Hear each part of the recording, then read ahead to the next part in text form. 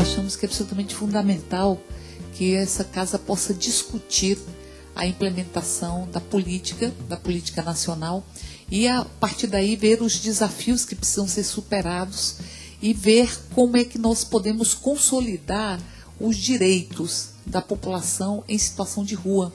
As pesquisas todas, elas indicam, eu acho que as pesquisas são fundamentais para que você possa saber quem é que está nas ruas deste Brasil, quem é que mora ou está em situação de rua.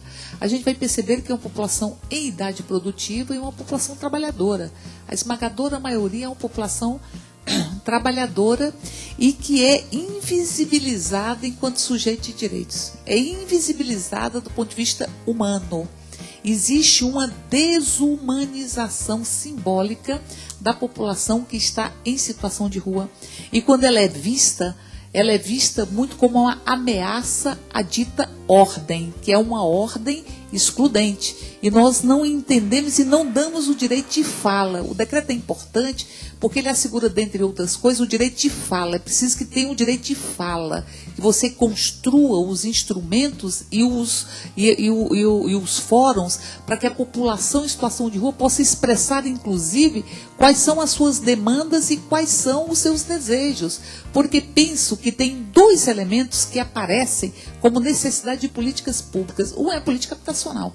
Você tem uma política habitacional que realmente abarque o conjunto da população desse país e atenda uma demanda que historicamente se consolidou, na sua grande maioria, como uma demanda de baixa renda no nosso país. E o segundo aspecto diz respeito à capacidade de profissionalização e desenvolvimento de um conjunto de políticas públicas. É preciso que a gente assegure as políticas públicas para a população em situação de rua. E penso que, por melhor que seja o SUAS, que o SUAS é uma conquista do povo brasileiro, como o SUS também é uma conquista do povo brasileiro, mas é preciso que a gente crie um sistema que possa fazer esse recorte e que possa ter uma transversalidade que muitas vezes a gente não adquire quando está sob uma das políticas públicas. A transversalidade, digo isso porque existe uma iniciativa que eu acho que a gente tinha que refletir sobre ela, sobre a sua qualidade, a sua oportunidade, da Secretaria de Políticas para as Mulheres, de criar um sistema único de equidade de gênero, que possa fazer o diálogo com o município, com o Estado, com o governo federal, e que se possa criar as estruturas para que nós possamos ter efetivamente uma política que assegure a condição humana e a existência humana do conjunto da população e particularmente da população em situação de rua. Me dizia a Maria Lúcia que até pouco tempo atrás a política para a população em situação de rua estava no Ministério da Justiça. E em grande demanda e em grande parte nós ainda temos a Secretaria de Segurança como a principal articuladora da população, das políticas para a população em situação de rua. E, portanto, nós precisamos entender que essa não é uma discussão da segurança. Essa é uma discussão das políticas públicas que precisam se concretizar na sua transversalidade e que nós precisamos, por isso a importância da política nacional, porque ela é intersetorial, que nós possamos fazer com que as políticas públicas que precisam estar articuladas entre si, elas possam estar disponíveis para a população de rua. Eu penso que tem três elementos que são importantes. Um deles é a territorialização. Precisamos territorializar, porque nós temos vários perfis da população em situação de rua. Nós temos perfis diferenciados. É preciso territorializar, é preciso intersetorializar, que é a lógica do próprio decreto e da política nacional, e dar protagonismo. Dar protagonismo. As pessoas têm que dizer o que é que pensam e o que é que sugerem, inclusive, para o atendimento das suas próprias demandas, que têm que ser pontuadas pela própria população que está em situação de rua. E quando eu falo em recortes, é porque nós temos crianças e adolescentes que estão em situação de rua, que ficam vulneráveis para a situação de drogadição e que ficam vulneráveis para a situação de exploração sexual. Nós precisamos que essa população não seja eternamente revitimizada, inclusive revitimizada a partir da negação da escuta da sua fala. E eu digo isso porque nós temos uma série de denúncias aqui da população em situação de rua, de crianças e adolescentes, que são vítimas de uma série de violências policiais, inclusive violências sexuais, que são obrigados a pular da ponte do lago. E essas denúncias, por mais que nós encaminhemos para o conjunto do Estado, o Estado não considera, porque arranca a voz. Quando arranca a voz, revitimiza. Quando arranca a voz, consolida a situação de desumanização, porque não acredita que as pessoas podem ser protagonistas da sua própria vida, que é uma condição humana. Só o ser humano tem condição de transformar a sua própria vida e ser sujeito. Se nós não somos sujeitos da nossa vida, do nosso corpo, do nosso desejo, da nossa fala, nós não podemos nos reconhecer na plenitude humana. Então, portanto, eu diria, é preciso que nós identifiquemos este nível de revitimização e de vitimização, de desumanização, e que a fala, ela seja considerada, ela seja construída, ela seja inclusive escutada, porque nós não temos essa escuta. O segundo elemento é que nós temos uma profunda preocupação com a mudança das dinâmicas e das estéticas urbanas, com uma lógica higienista e uma lógica de limpeza das nossas cidades, que vem no embalo e na construção de uma necessidade e de uma angústia da população de enfrentar as situações de drogadição e outras situações que nós temos no nosso universo urbano. E eu digo isso, deputado, porque eu estive recentemente no Piauí, fazendo parte, que eu coordeno o grupo de trabalho de saúde mental aqui desta Comissão de Seguridade Social, e ali no Piauí me chamou uma atenção profunda o fato de no hospital psiquiátrico nós temos 160 pessoas internadas,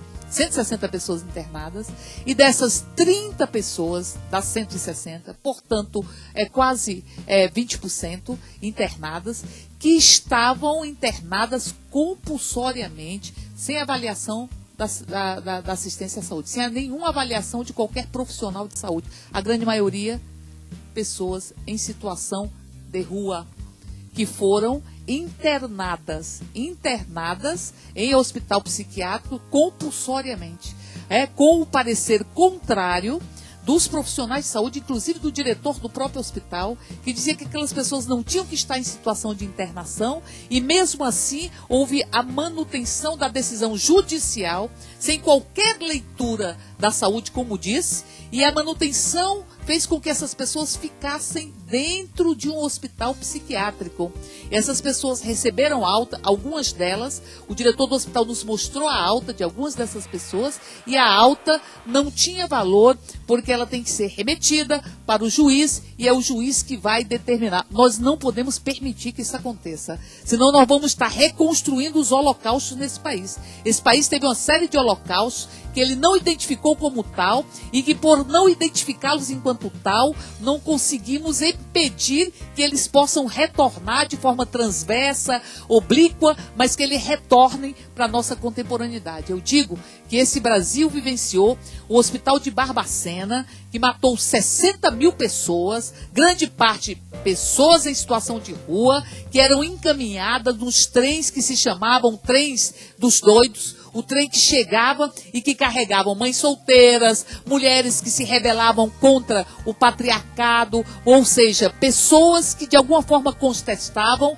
pessoas em situação de rua e pessoas com deficiência, todas encarceradas no hospital, como eu disse, chegou a matar por volta de 15 pessoas diariamente, ministrando choques que eram ministrados por qualquer profissional, inclusive auxiliares de limpeza, que não tinham como ministrar na dosagem necessária, e que as pessoas iam sendo assassinadas. São holocaustos que nós não podemos permitir que aconteça. E a minha preocupação, e eu acho que essa audiência pública tem que estabelecer e fazer esse recorte, é que o Brasil vai abrigar grandes eventos, e esses grandes eventos não podem ser um biombo para essa concepção higienista, essa concepção de limpeza urbana. Eu penso que não tem sentido você fazer um abrigo, por exemplo, ou um albergue para as pessoas em situação de rua, que eles sejam no local onde não tem população de rua.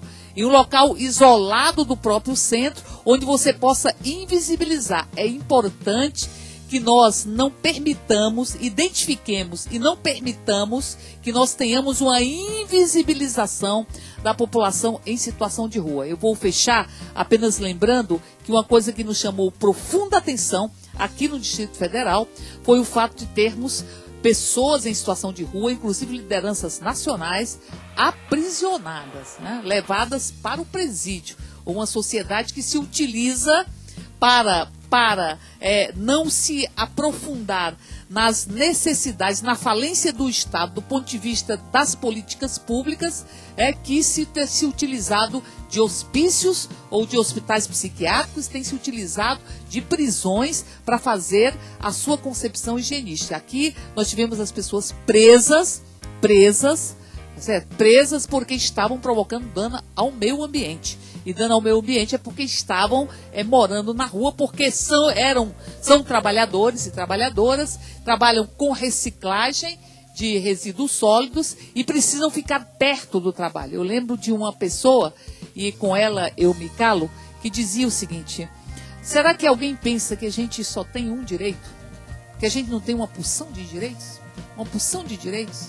Será que alguém não sabe que a gente tem que ter o direito de trabalhar, mas tem que ter o direito de estudar, mas tem que ter o direito de morar, mas tem que ter o direito de viver, tem que ter o direito de falar, tem que ter todos esses direitos. Eles não podem ser nem hierarquizados, nem podem ser negligenciados, sob pena de não assegurarmos nenhum direito. Os direitos são indivisíveis e interrelacionados. E digo isso porque essas pessoas, ao não terem habitação perto do local de trabalho, as pessoas que lidam com resíduos sólidos ficam em situação precária, em situação de rua, para estarem em contato e em proximidade ao seu local de trabalho, e nada disso foi considerado. São invisibilizadas quando pessoas foram para o sistema prisional, porque aqui no Distrito Federal, no governo anterior, nós já tivemos também as pessoas em situação de rua que foram processadas, presas e processadas por roubo de energia, porque na situação de rua faziam ligações autônomas de energia e foram responsabilizadas, processadas, deixaram de ser primária, foram presas por roubo de energia elétrica. Então, portanto, ou a gente encara que nós precisamos ter uma política efetiva que já está traçada e que ela precisa se transformar em realidade, ou nós vamos estar, pela nossa mudez, pelo nosso silêncio, contribuindo com uma lógica que está cada vez mais nítida de higienismo e uma lógica de tirar os frutos da própria sociedade e parte da própria sociedade, seres humanos, da estética urbana, do cenário urbano, e confiná-los, afastá-los, invisibilizá-los, para que nós não possamos entender e ver quais são as ações que precisam ser desenvolvidas